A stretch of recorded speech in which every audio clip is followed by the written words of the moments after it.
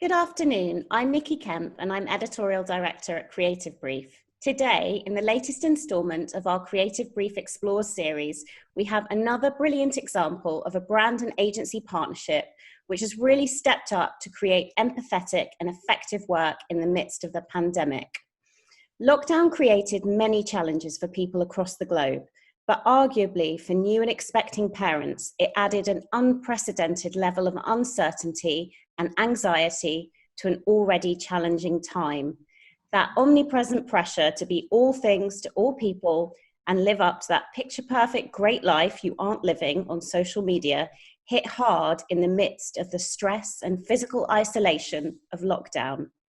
To meet this challenge, Waterwipes launched the Early Days Club, a virtual platform which gives parents access to healthcare professionals as well as much needed peer-to-peer support. It was a purpose-led approach which successfully built on the brand's This Is Parenthood platform, which celebrates the honest, sometimes messy, reality and challenges of having children. So to find out more about this empathy-driven approach to marketing, I'm lucky enough to be joined by all the brains behind the campaign. So with me, I have Jamie Caul, who is Brand Marketing Manager at Waterwipes, Cali Oliver, who is Creative Director at the Brooklyn Brothers, and Will Sansom, who is Joint Head of Strategy at the Brooklyn Brothers. Thanks for joining us. Hey. So to kick off, could you tell us a bit about the campaign and why you took the decision to shift the brand's channels to become a support network in the wake of the coronavirus crisis? Because we saw a lot of brands go dark in this period. So what gave you the kind of courage to not do that? Sure. And Jamie, could I kick off with you, if that's okay? Absolutely, yeah. I suppose for us, really, it kind of wasn't about making noise. You know, while there were a number of brands who went dark, there were also a number of brands who kind of jumped on TV, or they were saying the same kind of story. It was, we all may be apart right now, or we're all in this together, and it's we're all here to help. It's the same kind of thing again and again and again. I suppose whilst they may have got some kind of advantages in creating a bit of buzz around it early on, we wanted it supposed to be the brand that really it provided something tangible, something that, that's what the Early Days Club was all about. It was kind of building that community. It was during a time it was hard for people to feel part of one, so we wanted to do that, and it goes beyond making noise. It was actively giving parents something that they needed. We saw parents, my own colleagues included, who had given birth or were about to give birth at this time, and ultimately they lost contact with their parents. They, in terms of grandparents, missing out on their early hugs, in terms of coffee with friends thereafter, in terms of missing NCT classes. There was very little support. They had the family themselves, in terms of but that was it. I suppose it wasn't about really a hard commercial approach, from us. It wasn't about sales. It was providing parents with that accessible, I suppose, support community, and that's really what the Early Days Club was all about. And Cali and Will, from a Brooklyn Brothers perspective, it seems like in some ways, like the right thing to do, but sometimes the right thing to do isn't always the easiest thing to do. So when you guys were coming into this, what was your perspective on this campaign? Because obviously the brand has a solid heritage with your partnership with This Is Parenthood. Like, this is very much an authentic platform.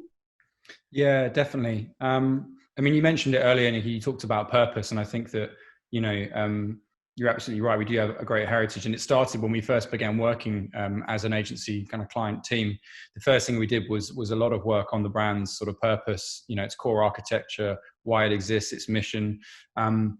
And having that kind of stuff really locked in place and really having that as our North Star meant that when we came to this point where we needed to pivot really quickly, we were able to do it in a way that was credible and authentic. And, certainly in terms of the world, the category and culture of baby care, that kind of North Star is inspiring self-belief in parents through honesty. And like you say, we've done it through This Is Parenthood, and, which we like to talk about as the most honest portrayal of parenting ever shown. So that when parents see it, they go, oh, wow, that's something I can identify with, and it's not all airbrush and it's not all perfect. So I'm actually doing okay. And the little injection of self-belief that gives them, and the kind of disproportionate, sort of, I don't know, kind of boost that it sort of gives them. That's always been our North Star. So really, it was just a case when COVID hit of saying, right, well, where throughout the entire process of being locked down, a parent's going to have their self-belief challenged. You know, what are they really going to need? And Jamie spoke about it earlier, that idea of being cut off and disconnected from the people and resources that you want. That was one of the things. So we thought, you know what, like a great thing for us to do as a brand to realize that purpose of inspiring self-belief is just to be there for parents. Hence why we created that support network. We turned all our social channels into these, you know, messages of support, just so that parents felt like they weren't going through it alone, that we were there for them. And most importantly, we were helping them be there for each other. So it would have been tough had we not had that purpose locked down from the very beginning. And I think it's a great advert for why it's so important for brands to get that locked in place, not just as a nice to have in times like COVID, but because whatever the world throws at you and your audience, it means that you can just act with more alacrity and more credibility, I think.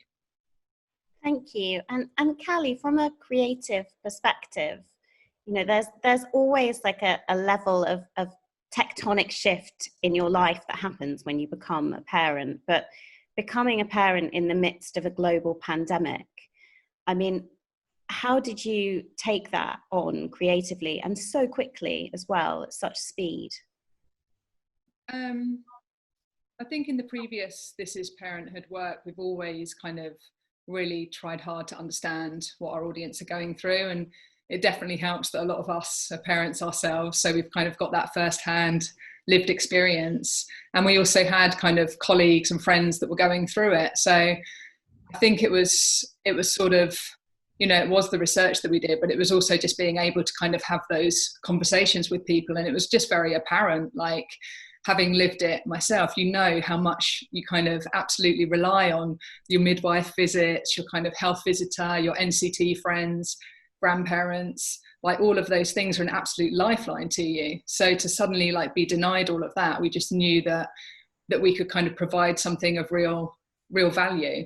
And also, you know, because we've kind of got honesty at our heart, that allows us to have like a real kind of breadth of tone. So we can do things that are really heartfelt and purposeful, but we can also do things with humor. And that was definitely important for parents in lockdown, I think, being able to kind of have empathy with them, but also to be able to kind of laugh at some of the things that you're going through so you don't cry. It's a winning strategy. And you mentioned social listening, and I really would love to get all of your views on just the experiences and how they shifted, you know, amongst your consumers, because there was such a huge impact of lockdown, and experiences of, you know, having children and having young children just changed, you know, practically overnight. I mean, what was the importance of that active listening in this campaign? Yeah, I think it was really important. And I think that something that we've really learned throughout the whole process of generating strategy and creative through lockdown, I mean, you know, play COVID, word bingo, unprecedented, exceptional, challenging, whatever. But one of the things that we really found was how fast things were moving and how quickly consumer expectations were sort of changing, you know.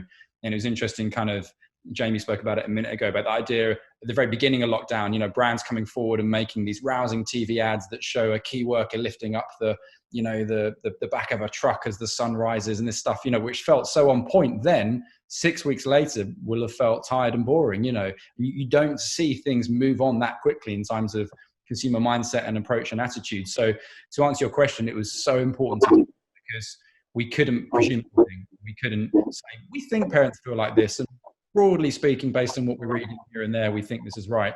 We had to be really tough on ourselves and go, no, let's do search analysis, let's do social listening, let's do internal surveys, let's look at YouGov data, all of these kind of data points to really make sure that what we were getting wasn't just accurate, but was completely up to date.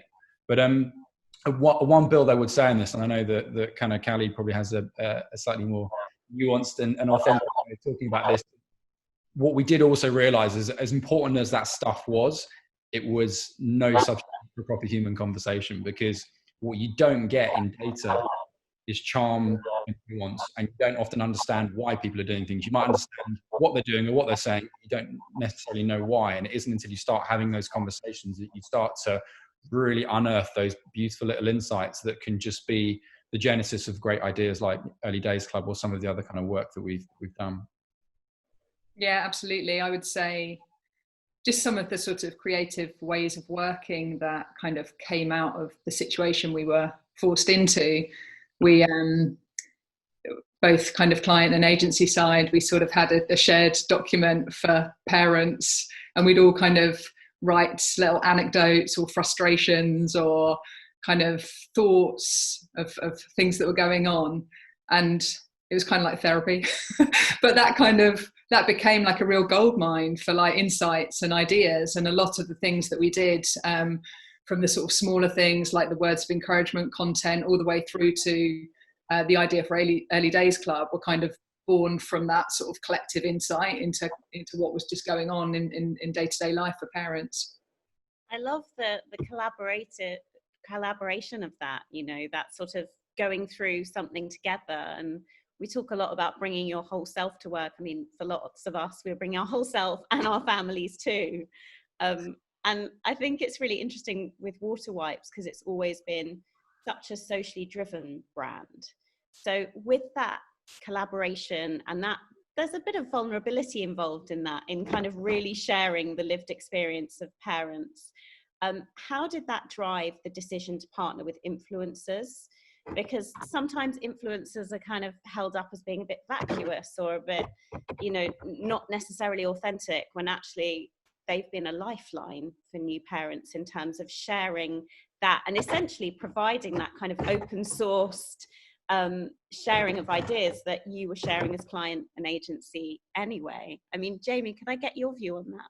Yeah, I suppose with Water Wipes, and what we've been trying to do, there can be such a negative, I suppose, impact from dishonest representation, really, in terms of what parenthood and input from social media looks like.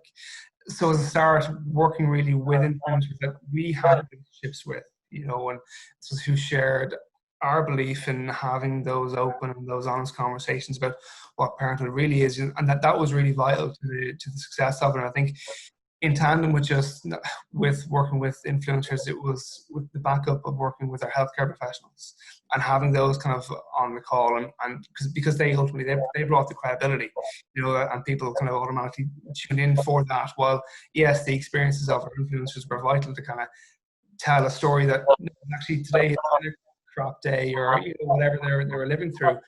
Having the healthcare professionals there to say, yeah, it can be, but here's some advice for you that any of those participating on the call and who are tuning in thereafter were able to kind of to really hold on to. You got this all together in a matter of weeks, right? Where, and obviously the pandemic brought personal challenges to lots of different people in lots of different ways. How did you get this pivot off the ground so quickly? And was that testament to your existing relationship that you have as a client and an agency? Yeah, I can just jump in here from a client point of view, I suppose. And ultimately, yes, you're right. It comes down to the trust, the partnership that kind of had been built up with the Brooklyn brothers, over many number of relationships. It's over that sustained period definitely helped. But I suppose that gave me confidence, really, that ultimately the Brooklyn brothers had the best interests of the brand at heart, and that together, we were going to figure it out. And although we had 2 weeks, I think, to pull this off, it wasn't about being perfect. It was about doing right by what parents needed at that time, and that's what it was all about. And that's really what drove it. It was, for us, it was about putting the consumer first. And this is one thing that we've learned, really, I think, is that off the back of it is that relevant and authenticity is better than perfect. Yeah, I think it's been a mantra throughout the crisis, hasn't it? Done is better than perfect. Yeah. And Will and Cali, could you share some of the learnings from the agency perspective for the Brooklyn brothers, kind of going through this process? And it feels like we're getting to that point where we're going to meet each other at the other side of this, back to whatever normal looks like. I mean, what was the learnings from an agency perspective? Yeah, I think, something that we definitely found is the importance of being able to work in small and tight but empowered teams. I think it's really easy when you're in an office and everyone's on hand to pull everyone into every meeting. And, you know, with the greatest of respect, that can slow things down. And I think being forced to go off and work in small groups and hustle things through quickly just made it better. I think that's definitely something that we're going to take away, you know, making sure inherently that there's trust there. If without that baseline of trust, you can't empower small teams, but having that baseline of trust there so that Jamie knows that when we're bringing in an idea and we can go, look, this isn't super high fidelity, but we think something here, we want to build on it with you.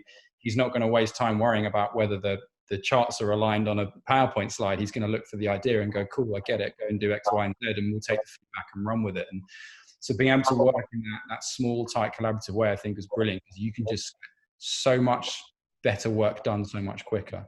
But it's just that muscle memory of behavior of how agencies tend to work together that suggests you have to have everything super formal and official and polished and everything. You know, case it doesn't have to be like that.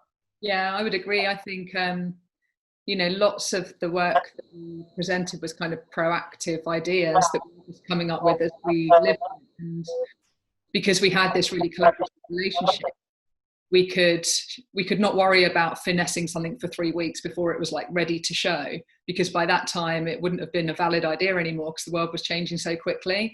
So I think definitely kind of being able to kind of be in that constant sort of dialogue and be able to kind of share ideas in a quick and kind of agile way meant that you know, the best ideas ended up getting out into the world.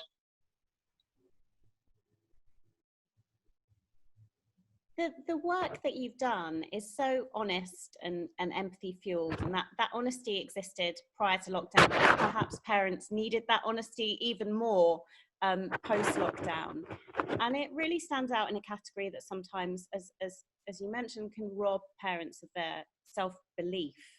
You know, you often see like quite a pastel, cookie covered customer approach. So can you tell us the benefits of reflecting the real lived experience of parents? Because sometimes brands in this category tend to shy away from it slightly and present an ideal which can somehow actually increase pressure on new parents. I mean, especially at a time that was so, and I'm going to say unprecedented because we've got to do our COVID bingo. I mean, how did you stick to that? Because that is such a powerful tool, but actually can be quite frightening, I think, for brands. Yeah, absolutely. I mean, we talk a lot at the Brooklyn Brothers about rising above the noise, and that tends to be noise in category or noise in culture, and sometimes both. And you're absolutely right. In the world of baby care, it was both. You know, if you look at the category, what big name brands are doing, like you say, cookie cutter, pastel colored, airbrushed, perfection, it's just not real. You know, right through to the culture, if you look at a lot of the stuff, and Jamie mentioned this earlier, the influencers, supposed, you know, like positive baby influencers who are busy putting their kid, you know, in the middle of a crisp white linen sheet with, you know, arranging baby wipes around it in a heart shape or doing whatever. And it's like, no one's life looks like that. But the result is that, you know, parents look at it and go, wow, should my life look like that? Oh, am I doing something wrong? And so for us, our way to rise above that noise of false perfection was to go, you know what, we're going to show what it really looks like. And not in a way which is grim, but in a way which is empowering. We're going to show the highs and the lows and just celebrate that joyous chaos. And it was incredible when everyone else was doing that, just to rise above that noise with honesty. It just, you know, there's a very kind of almost slightly boring marketing strategy job of just creating distinctiveness. You know, fans of Byron Sharp will kind of love this. It just looks so distinctive in category and culture, but most importantly, creates a much more meaningful relationship with consumers, because it's not one based just on short-term tactical transactional value. It's like, hey, this is a brand that cares about, understands and gets me. And that kind of relationship is totally different because it's so much longer term. You know, you have a much more emotional relationship, and we did it when we launched This Is Parenthood, and we hold ourselves to it when we do things like Early Days Club, right through to the second iteration of that happened last week. But it's it all starts with keeping a close eye on what that noise looks like, because it's always there.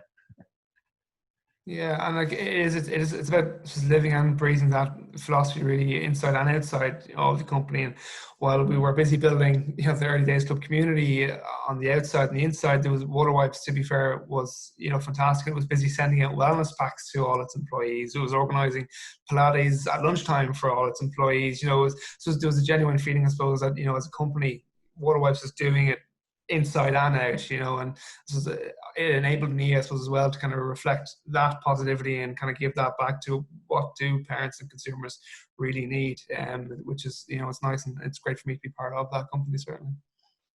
I love that point, and it goes back to Callie's point earlier when she was talking about you sharing as brand and agency your shared experience of parenthood during this time, because we love talking about culture in the advertising industry, but actually that's really what culture is. If you create a culture where parents feel supported and they can openly share. Callie, how important do you think that was to getting the tone, and that, a lot of brands talk about authenticity, but actually it doesn't always translate to something that gets the right tone, particularly at a time of like huge consumer changes? Yeah, I think it's interesting, because I think with Early Days Club specifically, the tone had shifted slightly from the first piece of work to the second because of that exact observation. I think in the first iteration, it was really obvious that parents needed that real empathy, that real kind of support, slightly more on a kind of medical level, I guess. And we really played up the role of the healthcare professionals being able to answer questions about the health of your baby, about your baby's skin, about what might be happening to your body and how, what you might be going through. And then with the second event, we realized that people are coming out of lockdown. Actually, parents are kind of sharing all these stories. They're kind of talking about the worst moments they had, the best moments they had, saying to each other, actually, you know what, we've got through it, we've done okay. And we realized that actually there was real kind of room for humor. So we sort of deliberately made it much more like a chat show, if you will. We kind of had... we kind of upped the comedy. We kind of made it more interactive in terms of our audience really like sharing their stories and anecdotes. So I think, the great thing about an Earn First platform like This Is Parenthood is that, like I said before, it kind of gives you that flexibility in tone to be able to kind of shift it depending on what each specific activation needs. And that flexibility has been so vital amidst lockdown, because we've seen some really dramatic, sometimes strange shifts in consumer behavior. We've seen the stockpiling loo roll to kind of more growth of direct to consumer services, sometimes just driven by just the need to get products to people's homes because people can't visit shops. I mean, from a Water Wipes perspective, which consumer shifts do you think are going to be here to stay? Have you seen any changes in terms of how your consumers are purchasing your products? Yeah, of course. I mean, look, the move to, I suppose, more kind of consumer behavior online is obvious, and I think that's a given. Seeing the growth over the last number of months. So we've been lucky in a sense that it's an area that we have been strong in before COVID hit. It was an area that had great focus for us as a company from the time we started right through. So, we had maybe a bit of an advantage there to a degree, but it's about keeping that advantage up. One thing I suppose as a company that what I was impressed with certainly was actually our supply chain and our operations. They were phenomenal because they ultimately kept the show on the road, and without them, obviously stockpiling behavior was there. We knew that, but it was kind of making sure that we had stock available for consumers where required, because we knew all consumers didn't have the luxury of being able to stockpile. So we need to make sure that those shelves were restored time and time again. They really were incredible. I suppose the fluidity that they've shown has been phenomenal. Of course, we saw spikes, but things did move back to a more normal, and so the kind of same challenges needed to be faced, and there was a real kind of local, I suppose, need in terms of convenience shopping. That was a real kind of change up. More people weren't going to their big Tesco superstore. They were actually going to their local shop. And again, for us, keeping those shelves stocked was vital importance. So from a kind of consumer perspective, really, as restrictions are eased and in some cases are maybe coming back.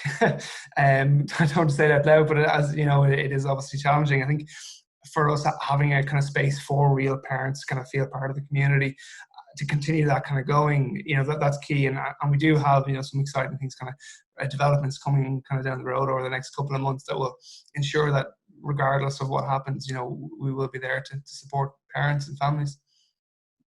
That's so interesting to hear, as well, because often when we talk about the pivots in consumer behavior over lockdown, we're always talking about the growth of Amazon, but actually the growth of local convenience stores is having a huge impact on a lot of different brands, and having that diversity of suppliers is obviously really vital. So that's really interesting to hear. And we've been asking everyone variations of this question during these conversations, because you've managed to get out some fantastic work in a really short space of time to a really stressed, time pressured audience. And sometimes I'm sure the people making this work were sometimes stressed and time pressured and interrupted by small children as well. So coming out of this, what would be your lockdown lesson? Whether it's, a change in the way you work, you've talked really eloquently about how you shared as a brand and agency. But if you each had one thing that you would like to take forward into, I don't want to say normal, whatever normal becomes, but into this next phase of work, what would that be? And Cali, could I kick off with you? Yes, absolutely. I think for me, it would be, in terms of creative ways of working, it would be continuing to be sort of proactive and collaborative. So, not always waiting for a brief to be set, not always kind of having to finesse something for 3 or 4 weeks to get it right, be to kind of continue to collaborate, to kind of share thoughts early and to kind of build them together, because that's worked really well for us. Thank you. And Will, what would be yours? You know what? I think it's that you've got to earn your place as a brand. You've got to earn your place in not just in the category and in culture, but in people's lives and in the wider world. I think COVID's been a really interesting experience of sorting out the brands of substance and the ones without. We saw the backlash that happened with a lot of brands, and I think that we talk a lot at Brooklyn about earn first, and that just means not going out there and broadcasting and saying, here's our thing, this is why you're going to buy it, but saying, hey, here's how we're going to earn a place, by doing something that's relevant, that's interesting, that has genuine value to you as a member of our audience. And everything that Jamie spoke about at the beginning in terms of what do people actually really need? They probably don't right at this moment need another billboard. What they do need is something that connects them to the resources they've been cut off from. So Early Days Club came, and that's a great example of us earning attention. But I think that the difference between earning attention and buying it is very different, because we've got decades and decades and decades of best practice of buying attention through media. And I think actually taking a step back and going, no, how do we earn a place now that people are more discerning, they're happy to welcome brands into their lives, but also get rid of the ones that they don't feel like they're adding value. So I think it's really that, just being hard on yourself and going, is everything that we're doing genuinely earning our brand a credible place in our audience's lives? And if not, back to the drawing board. And I think it's something we were doing anyway, but this has been an abject lesson in showing how it can really help you come through the most challenging of times, and we'll be definitely taking that through into the future.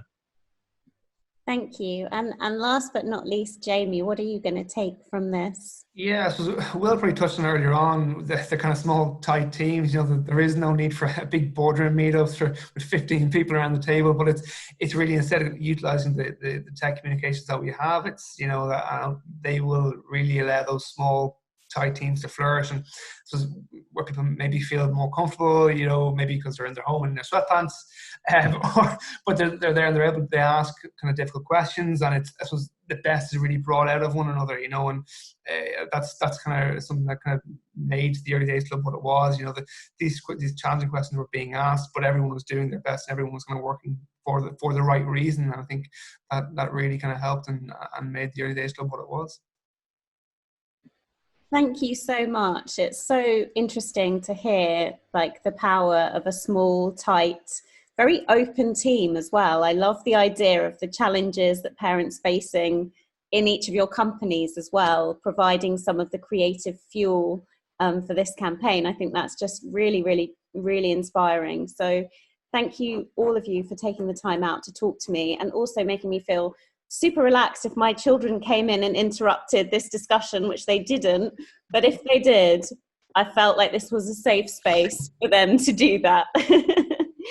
Thank you everyone for joining us on this latest installment of our CB Explores series. Please do share any insights or takeouts you have or questions about the campaign using the hashtag CB Explores. And we will be back with our next brand and agency partnership, which is Haribo and Quiet Storm. So do look out for that. Thank you so much. Have a great afternoon, everyone.